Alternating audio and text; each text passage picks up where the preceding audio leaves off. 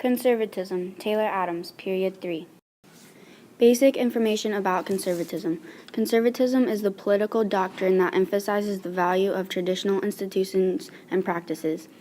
They argued for prudent and gradual changes to be made as slowly as possible.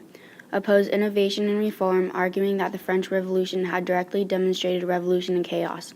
It was not until the late 18th century, in reaction to the French Revolution, that conservatism began to develop as a distinct political attitude and movement. The term was introduced after 1815 by supporters of the newly restored Bourbon monarchy in France. They valued monarchy, aristocracy, and established church and the military. Conservatism today.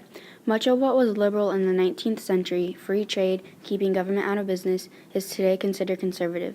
It is much more generally populist in the sense it is much less dominated by elites, less hierarchical and more diffuse, and follows the American Constitution. Still around today and were reactions or products of the Enlightenment. There are no single set of policies that are universally regarded as conservative, because the meaning of conservatism depends on what is considered traditional in a given place and time.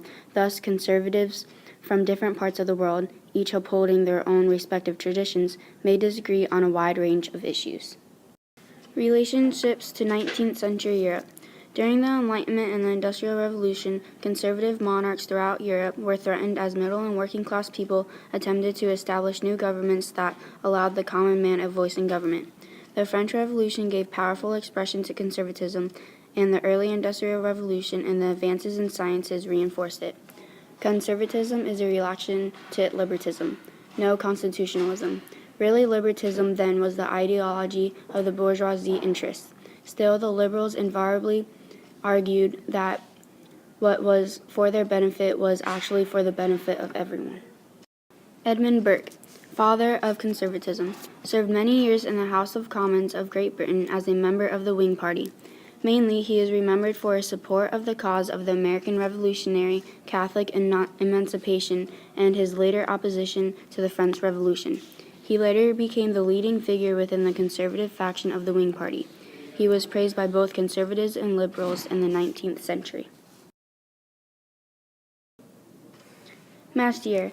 Joseph Mastier was a key figure of the Counter-Enlightenment and saw monarchy both as a divinely sanctioned institution, divine right of kings, and as the only stable form of government.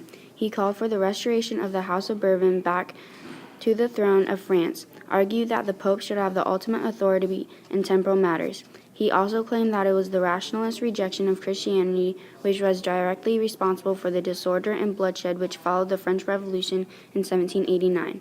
He was a Savoyard, philosopher, writer, lawyer, Freemason, and diplomat. He defended hierarchical societies and a monarchical state in the period immediately following the French Revolution. Conservatism in the United States. The liberal tradition of the 19th century has become what is conservatism today in the U.S. Conservatism in Europe. As a political and social philosophy, they promote retraining traditional social institutions in the context of the culture and civilization. Over to the left is Edmund Burke, and over to the right is Joseph Mastier, and in the middle is the symbol of conservatism with the crown representing traditional power.